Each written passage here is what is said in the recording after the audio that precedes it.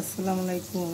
আজকে আমি ডিমওয়ালা ট্যাংরা মাছ রান্না করব। সবগুলো ট্যাংরা মাছে ডিম।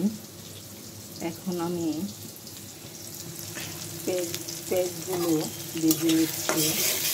মাছের দুপাটি করবো ট্যাংরা মাছগুলো। দিয়ে দিচ্ছি হলুদ, মরিচ, ধনিয়ার গুঁড়া, জিরার গুঁড়া, পরিমাণ মতো লবণ দিয়ে দিলাম। আমি মশলাটা ভালোভাবে কষিয়ে নিচ্ছি। ভালোভাবে আমার মশলাটা কষানো হয়ে গেছে।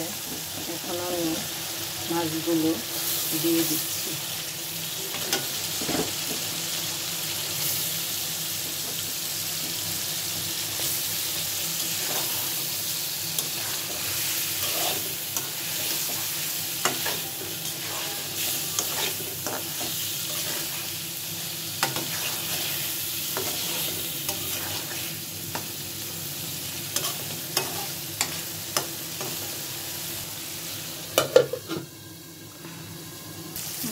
মাছগুলো আমার কষানো হয়ে গেছে। আমি অল্প একটু জল দিয়ে দিচ্ছি।